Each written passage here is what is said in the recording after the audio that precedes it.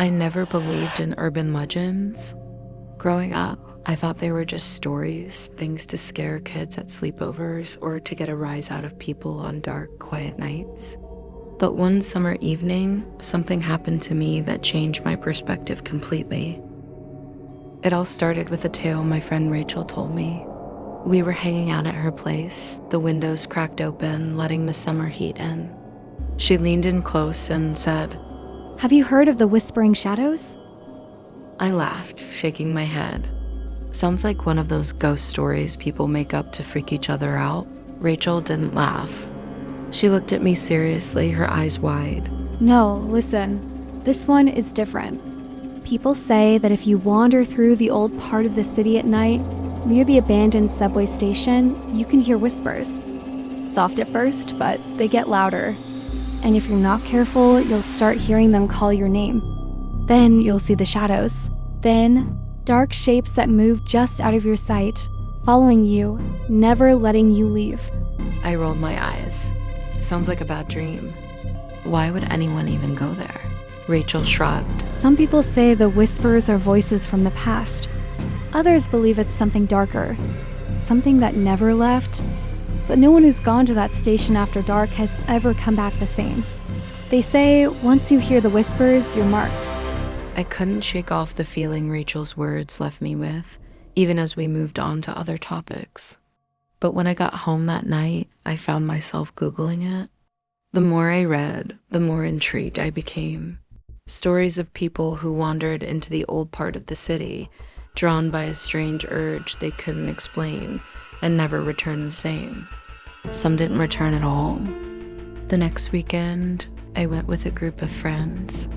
I wasn't sure why I felt so compelled to check it out, but the thought of those whispers had lodged itself in my mind like a splinter. The sun was setting as we walked through the city streets, the air heavy and still. We reached the abandoned subway station, its entrance dark and uninviting. The others weren't as excited as I was, but they were curious, and none of them wanted to be left out. We made our way down the overgrown steps, and I couldn't shake the feeling that we were being watched. The air grew colder with every step we took into the underground. We didn't hear anything at first. It was just the sound of our footsteps echoing, the occasional creak of old metal, and the distant hum of the city above us. But then, after a few minutes, I thought I heard something else. A soft whisper. It was faint, barely audible, but I could have sworn it was calling my name. "Did you hear that?"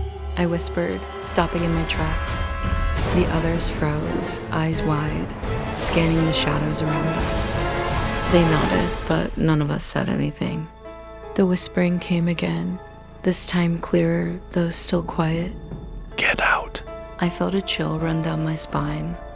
"We should go," I said, my voice shaky, but no one moved.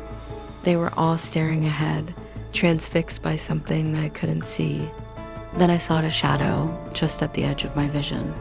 It wasn't moving the way it should. It seemed to slither, curling around the walls like smoke. "We need to go now," I insisted, but my friends didn't respond. They were still staring at the shadow, their eyes glazed over. I backed away slowly, my heart pounding in my chest, but as I did, the whisper came again. "Come closer." I turned to run, but before I could, something grabbed my wrist cold like ice. I whipped around, my heart racing, but there was no one there. Only shadows. Panic rose inside me, and I yanked my arm free, bolting up the steps, my breath coming in ragged gasps. I heard footsteps behind me, but when I turned, I saw nothing. The others were gone. It was just me now, alone in the dark. I ran faster, my legs burning, my mind screaming at me to get out. But the whispers followed, growing louder and clearer with each step. "Don't leave."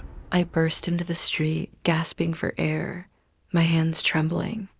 The city lights were too bright now, my surroundings too real, too solid, but the shadows, they were still with me. I didn't look back. I couldn't. The next morning, when I woke up in my bed, I thought it had all been a nightmare. But when I went to the mirror, I saw it, my face pale, my eyes hollow, like something was missing. And the worst part, the whispers were still there in the back of my mind, waiting for the next time I'd let them in. I've tried to forget what happened, tried to tell myself it was just my imagination, but the shadows, they never left. Every time I close my eyes, I hear them whispering.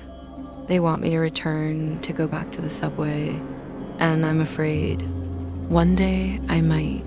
So if you ever hear the whispers, or if you find yourself near an abandoned subway station at night, be careful. They're waiting, and once they find you, there's no turning back.